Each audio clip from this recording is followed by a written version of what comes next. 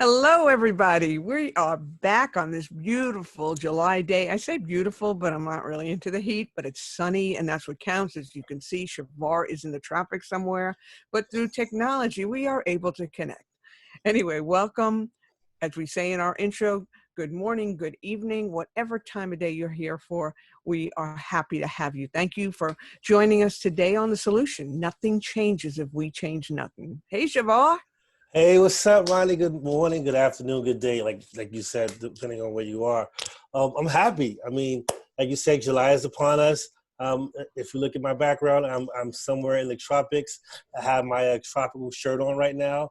I feel good, man. I feel good. How are you feeling?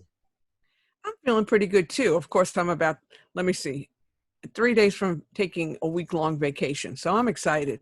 People say to me, so you going anywhere on your vacation? I'm like, where am I going to go in the middle of a pandemic, man? But for me, a vacation is about being home, being able to do my thing, not having to worry about work, not having a lot of stuff to do in general, hanging in the backyard, playing my guitar. It's cool. Yeah, I'm definitely trying to figure out what my vacation will look like because I will take my vacation at the end of starting at the end of this day. So I'm super excited. Am I going anywhere? Nope. But I want to see what that looks like. I have a couple upcoming events. You know, my son graduates tomorrow. Yay. My son has a graduation coming up, as well as his birthday. So I want to make sure to spend time with him because I haven't got a chance to spend, because of the pandemic, as much time as I would have loved to. Not like to, love to, and I miss those times and miss those days. But hey, I'm in the house. He'll be in the house with me. We'll have some fun. We'll rock out. When's his birthday? June 29th. He will be 14 years old, going into high school. We're still waiting on, he's on a wait list for two particular high schools that he wants to get into. He did get accepted to one. Kind of, iffy on that one, but it is what it is. It's for those of us who live in New York City and who are parents, you guys know what I'm talking about. It's like searching for colleges. We have over 200-300 high schools in the city of New York. And finding the right one that fits your child is hard. So, hopefully, and it's competitive, it's competitive. It's, by neighborhood, it's a lot, but it is what it is. We'll see. I'm wishing for the best, and I'm still have hopes that he will get into one of those other two schools that he's waitlisted for. Well, and his birthday is only 3 days after mine. Yeah. So we June babies got to stick together. Exactly. He's a Cancer. Yeah. He is. That's my guy. He's the prince. I call him the prince. So, Ronnie, let's talk. This is our podcast. Any plans for the summer? Any upcoming events? Let's talk about coalition work. How are we going to, maneuver this? I know sometimes coalitions take a step back. But one of the things I've noticed in talking to them, like, this is prime time to reach out to young people, especially in the city of New York, where there aren't a lot of outlets for our young people to stay out of trouble, to express themselves in a positive light. So I've been talking to coalitions about that. And, and they're like, you're right, Chevar. When I was a teenager, you know what I did? I didn't ask you what you did. But as long as you agree with what I'm saying, that this is the best time, the most important time, because the youth need the support. Some youth employment has been canceled, so stores are closed, so there's no jobs for youth. It's a lot.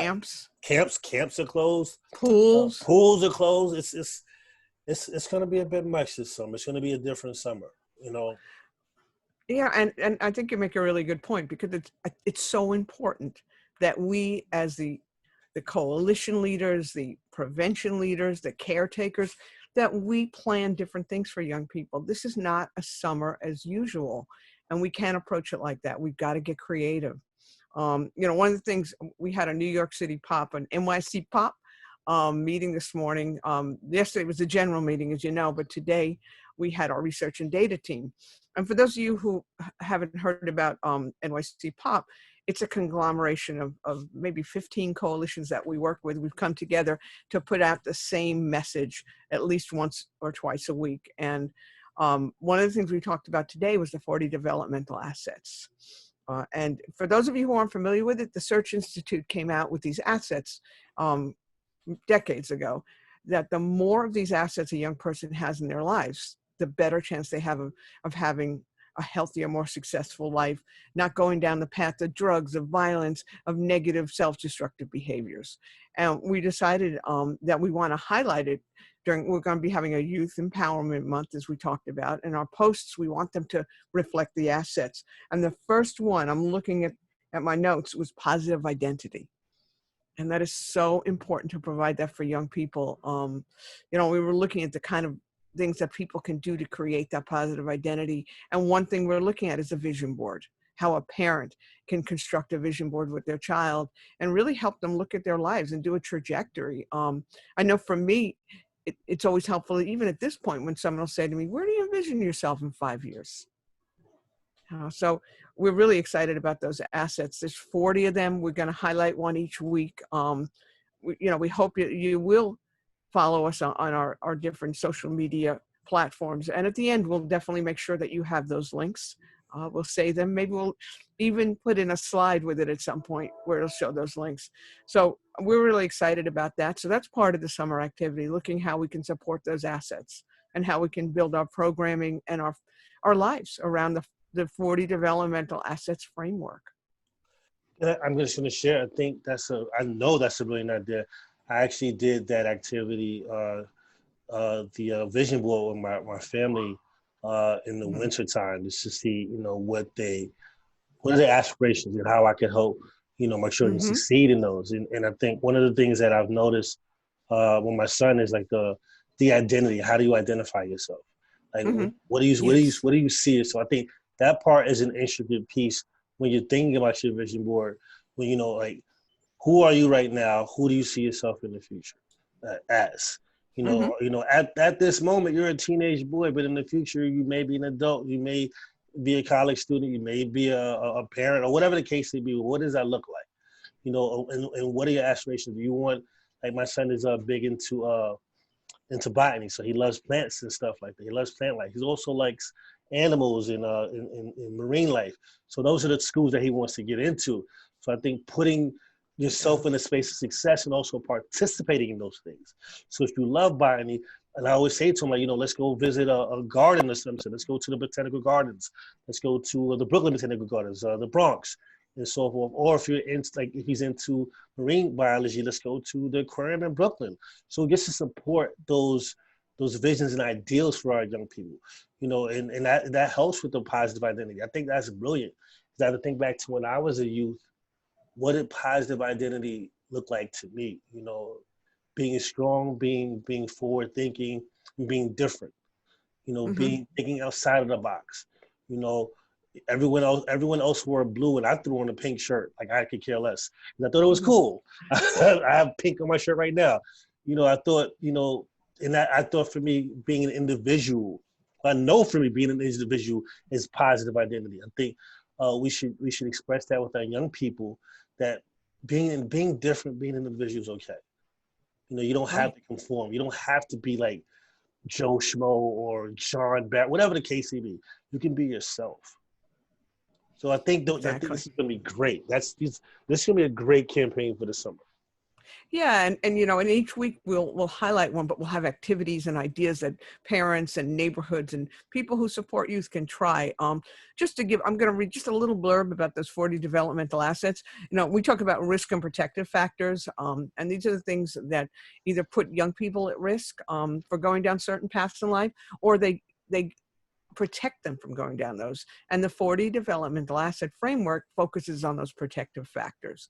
So I'm just going to tell you what it is. The Search Institute has identified 40 positive supports and strengths that young people need to succeed. Half of the assets focus on the relationships and opportunities they need in their families, schools, and communities. Those are the external assets. The remaining assets focus on the social emotional strengths, values, and commitments that are nurtured within young people. Those are the internal assets. So I'm really excited to be talking about this, about promoting this, because we don't hear about it enough these days. If you'd like to know more about it, look up the Search Institute. The actual website, and I'll click up here, is search-institute.org. And you can see all 40 of them. I love that it deals with relationships, because sometimes we don't realize how important the relationships young people have with us are. You know, we know that a lot of studies on resiliency have shown that even one positive adult in a young person's life can impact their life in a major way.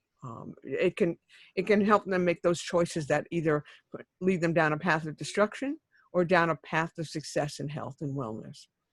You know, and think about it. I mean, who in your life, who were some of the people who were your And, positive and adults? I'm glad you mentioned that, because when you said that, I'm like, wow, who are the positive adults in my life? You know, when from elementary, I had a teacher named Mr. Benjamin who was extremely positive, and he, you know, suggested to my mom I should be skipped a grade or two.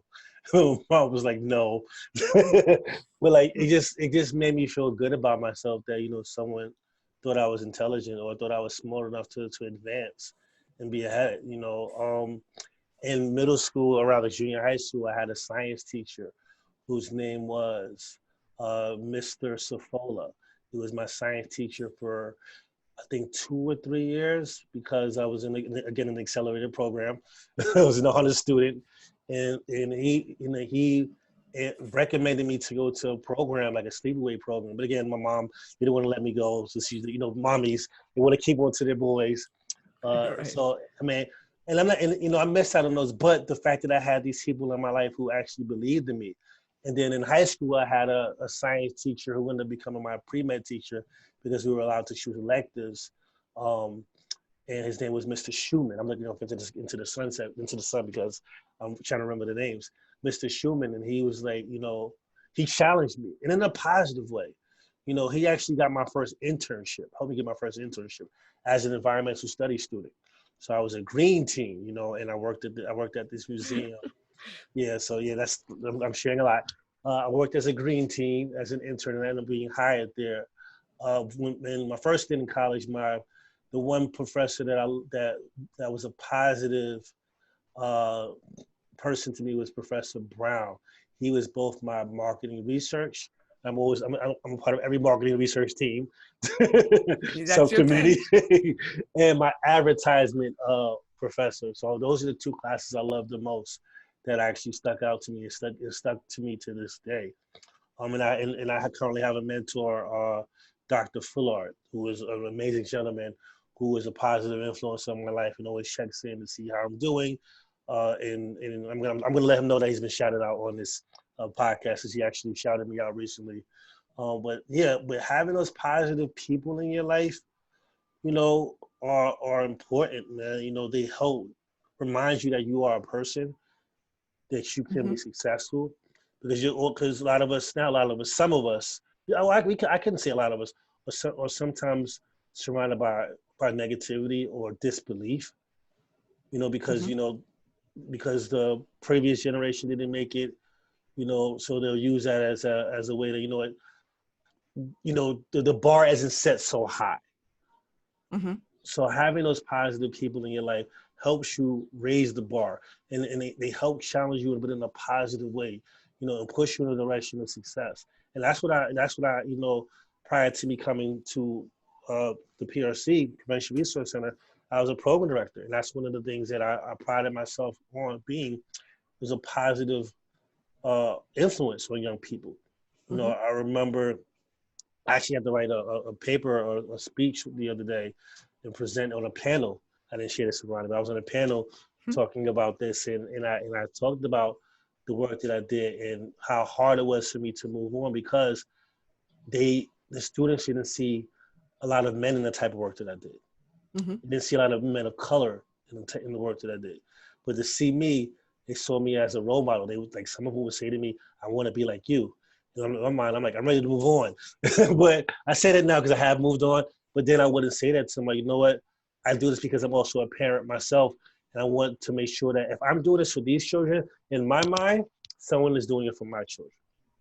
That's a great point. And, you know, a lot of times people think, well, I'm not making such much of a difference. And then years later, you meet that young person as an adult and they say, I'll never forget when you did this. And it's hard to believe that you can have that kind of impact, but we do. I worked with a lot of young people in inner city schools in New York City years ago, and so many of them had lives that I couldn't even imagine living.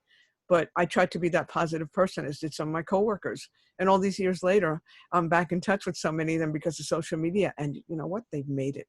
These were the young people everyone was giving up on. Oh, we're sending them to you because there's nothing left. Right. Well, there was a lot left. And for them, they've told me I was one of those positive people for them. A lot of young people go down south to spend a few weeks or a summer with a relative every year.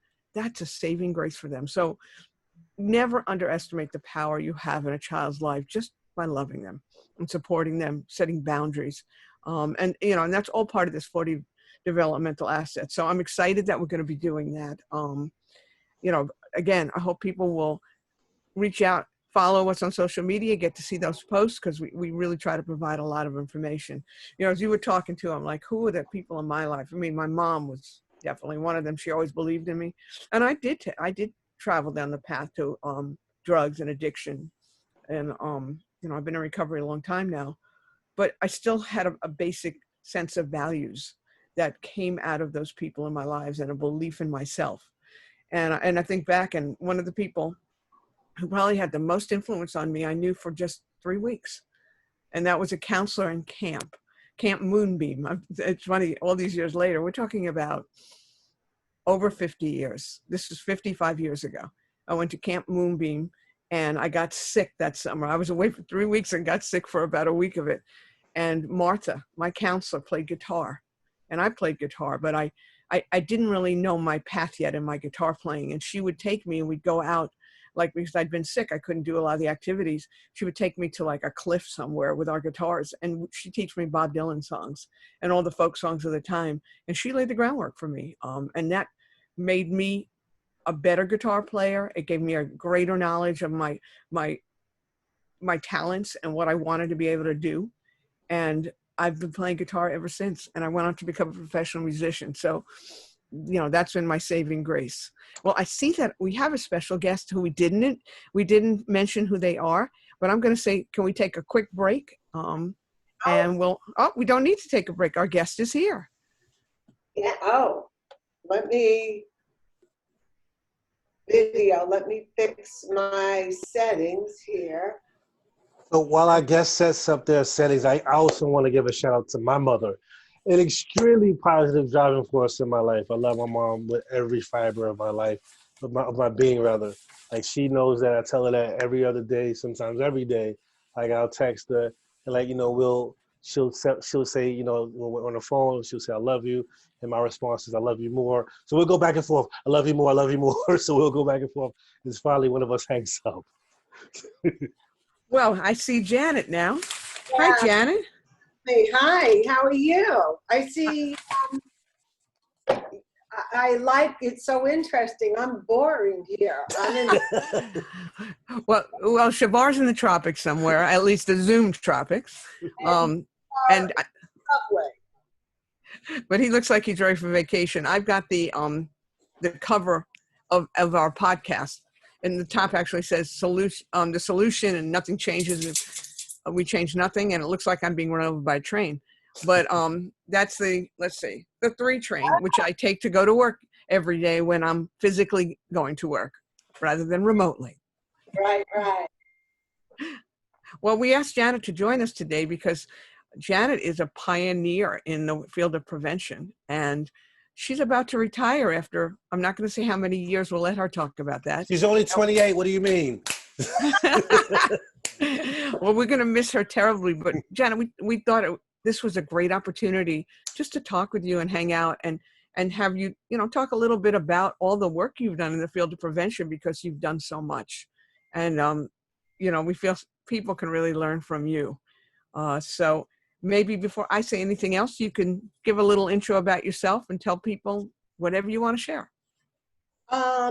Well, my background is I'm a social worker, and I started out many years ago in mental health, and then moved into drug treatment.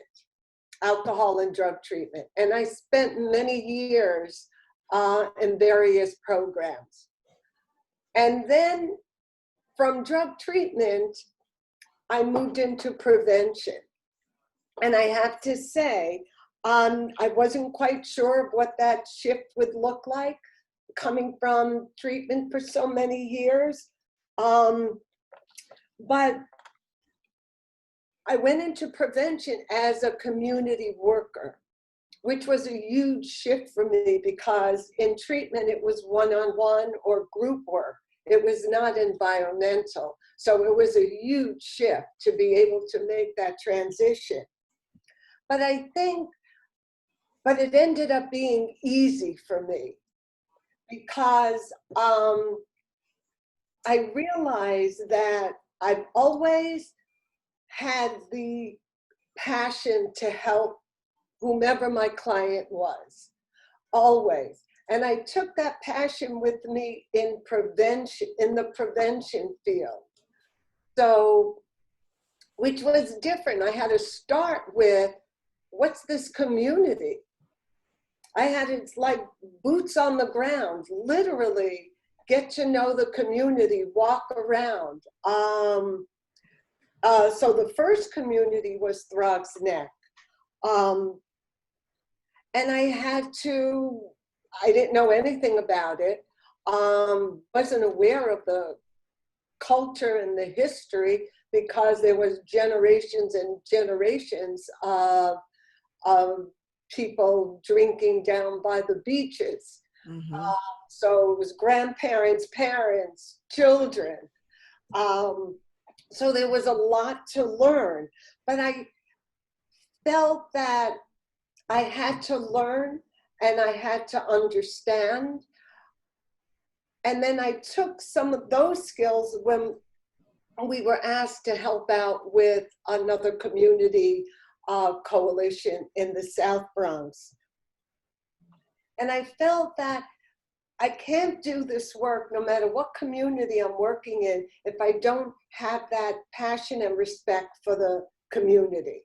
Mm-hmm. And I had it. It came natural because of the work I did, but I mean, I started out before I had my master's. I started out in a children's institution, Mm-hmm. Working with kids who were removed from their homes for one reason or another. And that was heartbreaking to see this.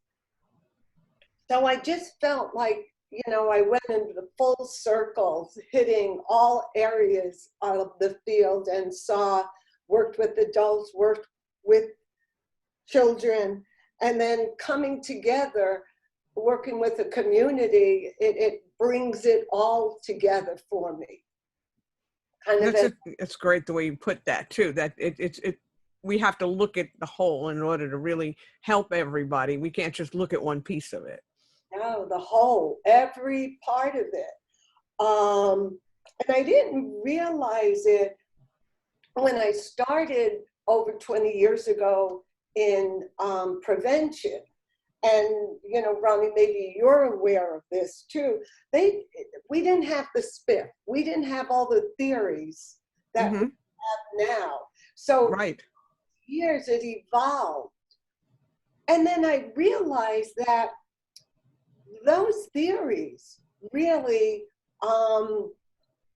were very powerful and very important to get to where we are now. And the SPIF, just for those who don't know, is the Strategic Prevention Framework, and it involves basically 5 basic steps that you need to put into place to make a program work, especially a coalition. And you know, we'll go into those in detail another time. But within those 5 steps, you also have cultural. We say today cultural responsiveness, or what was known as cultural competence, and sustainability. But now Janit Bliss, I realized we didn't say her last name, started An amazing last name, by the TN way. Amazing last name. Bliss is an amazing last name. I'm sorry to interrupt, but I had to say that. You're right. So why don't you tell them the names of the coalitions, TNCAP, what it stands for, so people will recognize those names. Bronx Neck Community Action Partnership. And we started out as an OASIS grant, one of the original OASIS prevention community grants. And not much theory, trying to figure it all out, what to do, how to do it. And then it just kept evolving and evolving. And I think that what inspired me over all these years was the communication and relationship between the partners. Mm-hmm. Because I don't live in that community. But to look at them and how they have this passion and how they inspire one another, that inspired me to keep going and going.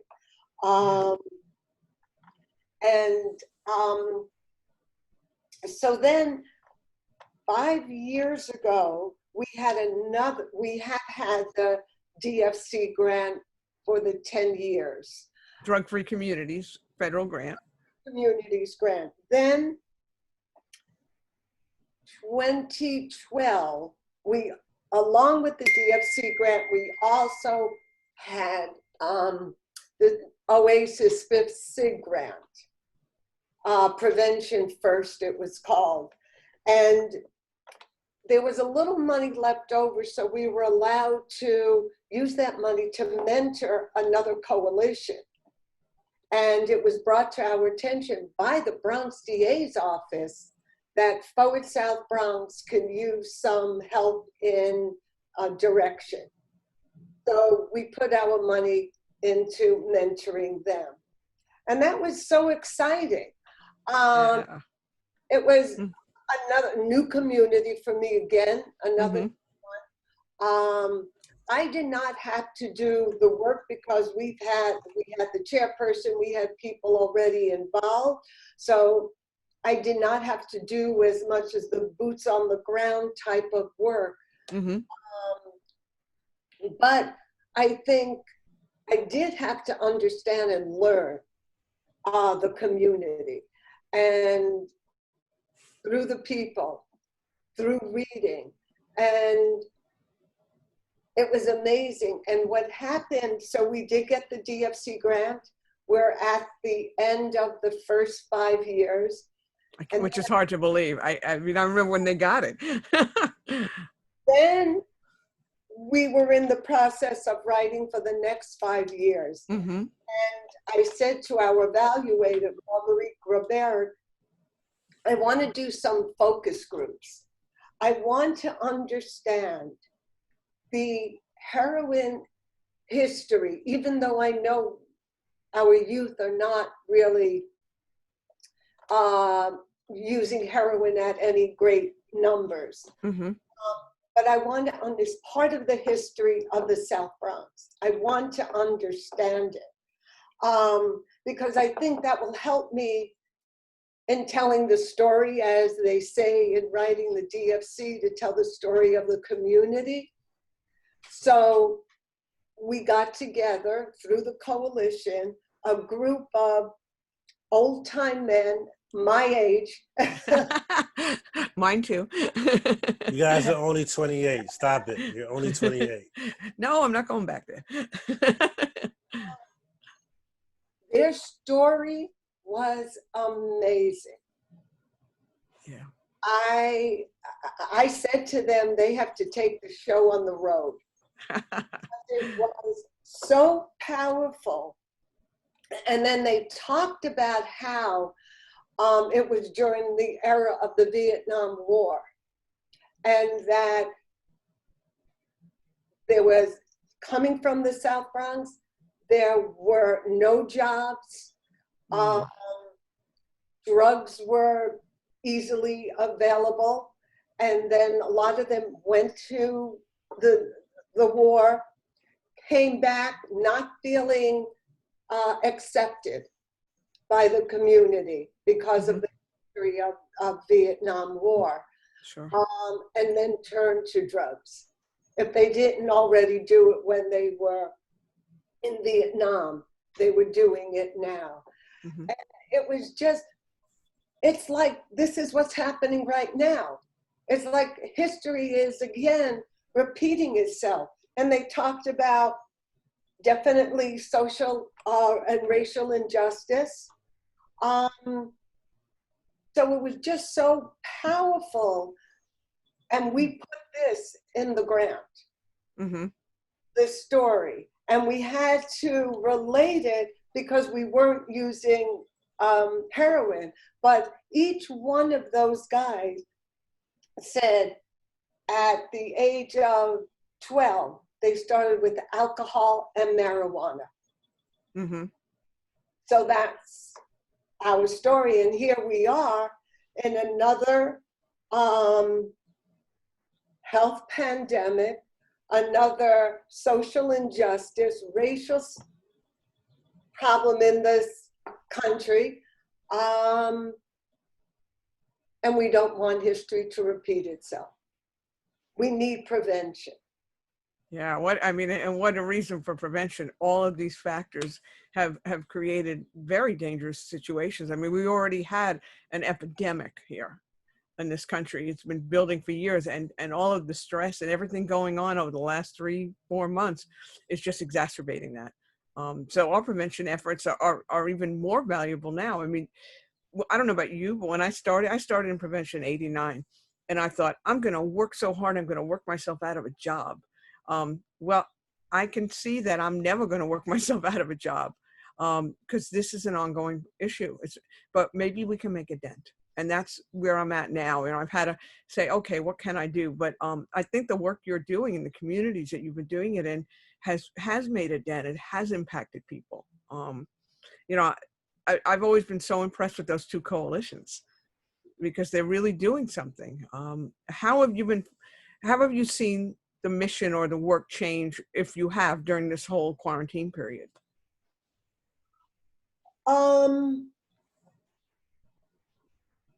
Not much yet that I can see. I mean, it's a whole new way of relating, as you all know, and I'm sure Mm-hmm. you dealt with.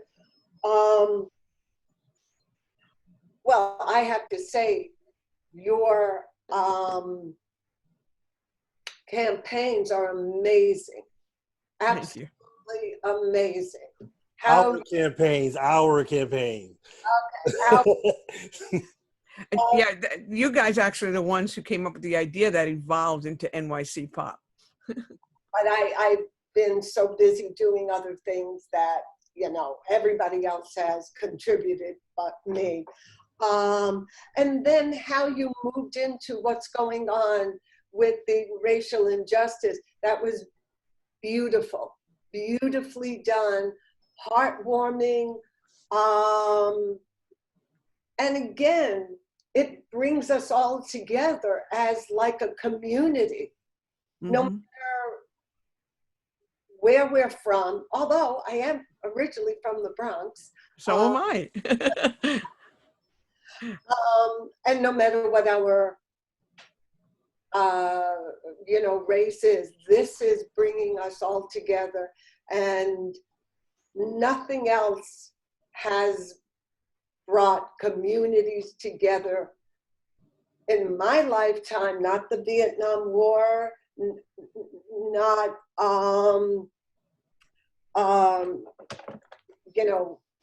none of the other movements like this. And I feel there's going to be a change this time. It's okay. We can cut that out, or we can leave it in and let everybody see you're human. Leave it in. We're all human. I understand what you're saying, because I feel like this is bringing people together too. The whole thing. I was very active in the protests against the Vietnam War, and there were two distinctive sides, and they were both going at each other, and it was pretty obvious they were both very polarized.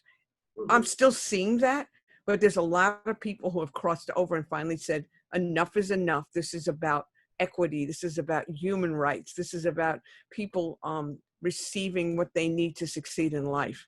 And I'm just seeing so many more people who I never would have thought would have been part of this movement realize what's going on and say, yeah, my eyes have been opened. I need to be a part of this. I need to make sure that all my brothers and sisters have a chance to succeed and get what they need to get and to change history. Because now people are actually saying, yeah, we need to look at the history we've been taught and we need to correct it. So it's been a pretty powerful, invigorating, inspiring time now.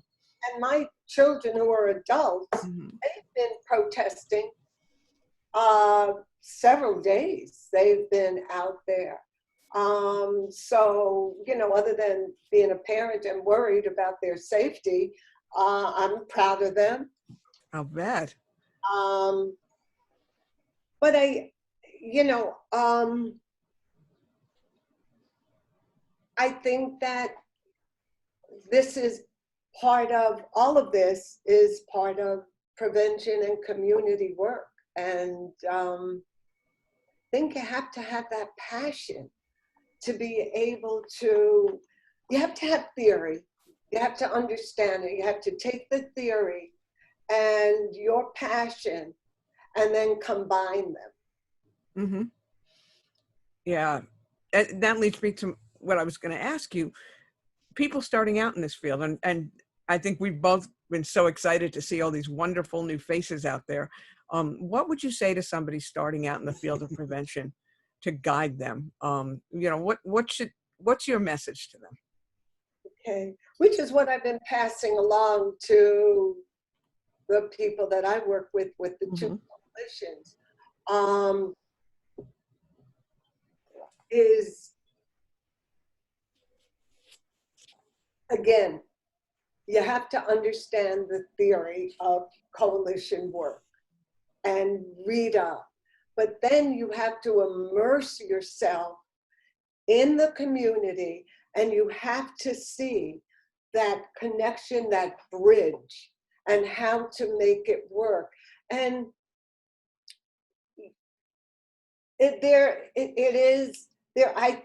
I believe there is something about having a vision, having foresight. You know, how do we see the next step? What's coming down? And I read a lot about it. Anything that's coming my way, I'm reading up. Conferences, anything that comes my way, because then you want to connect the two. They're not separate. They have to be connected. And you have to be visionary about it. Mm-hmm. That's great advice here. As we wrap this up, anything else you want to share or any message you want to put out there? I mean, you've said so much, and I think that you're like a walking encyclopedia on prevention, and just even hearing you today, people are going to learn so much. Well, I'm going to take from that focus group we did on those old timers. We're all in recovery now. They said they wish there was prevention at the time when they were using. There was, but there was no prevention. So that's, I'm going to take their words of wisdom and carry that on. Oh, that's a great message. And I totally relate to that as somebody who used for 28 years and, you know, I'm in recovery a long time now, but there was no prevention growing up. So, well, thank you for joining us, Janet. I'm going to miss you terribly. Miss you guys too. Really. Likewise. The work that you've been doing, Chevar, it's amazing. Thank you. So keep going, the two of you. You're doing a great job. Thank you. So brought all of us together here in New York. I mean, yeah, in the city. That's amazing. Yeah, it's been pretty amazing. Well, again, I'm going to miss you. Best of luck. Enjoy your retirement and check in with us from time to time. We'd love to have you come back and talk. And please be a guest again. This isn't the last time you're going to be a guest. We'll call you, text you, smoke single, send carrier pigeon. You're going to be on again. Pleasure. All right. Great to see you, Janet. Thanks again. Bye. Bye. Okay. All right, Chevar. Woo. Powerful words there, huh? Absolutely. Absolutely. Yeah. How do we follow that? I don't know. We're going to talk about a few other things, but I don't know. Well, it's interesting, what you talked about vision, because that's how we started out earlier in our discussion. I definitely wanted to, shout out to Janit Bliss.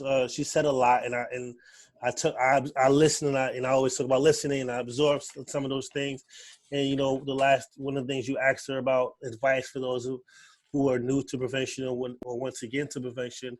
One piece that I would like to share is sometimes we don't know that we're already in prevention. Yeah. Like the work that you already have been doing is already connected to a prevention. Like if you're a mentor of someone, if you're a basketball coach, you're in a basketball program, or if you're an art teacher, or you're a chef doing a cooking class, or you're giving young people a different opportunity, that's prevention. Mm-hmm. So that's right. Exactly. And when I came to the interview, you said to me, you've been doing prevention the entire time. I'm like, what are you talking about? And I was like, holy crap. I didn't realize it at the time, that I was doing prevention. And so I want people out there who are listening to know that you might be doing prevention at this very moment with the work you do with young people. Like, it's really important to think about that. Like Ronnie said earlier, like those young people that you think are knuckleheads and they don't listen to you, there's no instant gratitude in that type of work. But guess what? 5, 6, 7, 8, 9, 10 years from now, they're either college students, they may have a full-grown beard, or their parents, and they will walk up to you in the street, or you'll go somewhere and they'll say, hey, Mr. or Miss such and such, do you remember me? And you'll nod yes, and you'll have no clue who they are. Right. They didn't have a beard then. And they'll say, like Ronnie said earlier, they'll say thank you. They'll say thank you for being there. Thank you for listening. Thank you for pushing me. Because people remember those things. And that's that prevention, because that one moment could trigger something in their lives. So, I can change my path. It might not happen at that moment, but sometime in the future, they'll be doing something and you say, you know what? This day, he or she or they said something to me. And I'm going to change my path. So, yeah. You can never underestimate the influence you can have in someone's life. And I love what Janet said about if you want to change communities, you have to work with the community, get Absolutely. out there and know the community. Absolutely. We can't do it long distance. I mean, definitely right now, yes, we are hampered to an extent, but there's a lot we can do even remotely to touch that community. And, we can adapt to what's going on now. We can continue the work, and we're going to miss Janet. Janet Bliss has been, she's been a fixture in those communities for a long time. So I'm just so grateful she was here with us today. But I also want to, we'd like to maybe do like a little challenge question to people. And I'm going to ask you, who is the person or who are the people in your life that when you look back, they really influenced who you are today? They helped you find that path, because sometimes we don't realize until we think about it, that person that you only had, like my counselor, Martha, 3 weeks of my life, and look how she changed it. So I'm going to ask people listening to think about that. And Chevar, if they want to share it, how can they share it? They can reach out to us on Instagram or on NYCPRC, or on our social media, on our Twitter, which is Prevention NYC, correct? Or did I say that incorrect? Well, I think at the end, it's the links. All there. It's all there. Oh, but please. There's other people I want to give a shout out to. Please, Tamara Stanford was my green team internship supervisor. Wenda. There's so many people in my life that out there that are very positive. I don't want people to think you only named those guys. There were women also that were very important to me in my life that I still remember that I wish I could have a connection with them now. I'm going to actually go on Facebook. I never go on Facebook, but I'm going to go on Facebook and see if I can find them just to say hello and tell them thank you. Yeah, I have to say most of the people who were there for me are long gone because it was a lot of years ago, but they keep them alive in here, and that's what counts. Well, you know, I don't know if we can follow that up with anything else. I mean, I feel like we've come full circle here today. Yeah, I believe you. I agree. I agree. Yeah. So the challenge is to share with us who are those people who affected your life. Please. Thank you. And we'll share those stories if you give us permission to, because we think people need to remember that. These are times it's really easy to get discouraged. It's been a tough 3-4 months, but there's so much going on around us that's incredible. And there's a part of me that has wondered if maybe the universe needed us to take, you know, a break, to Absolutely. stop, to look at what's going on, to maybe start to really focus on solutions. And that's why we're the solution. Nothing changes if we change nothing. Thank you for joining us today. Please send us your questions. We'll have some information at the very end to tell you how to get in touch with us. Have a really safe, happy 4th of July for whatever reason you celebrate, even if it's just to have a day off. I hope you find something within yourself that allows you to feel good today and every day. Thank you for joining us.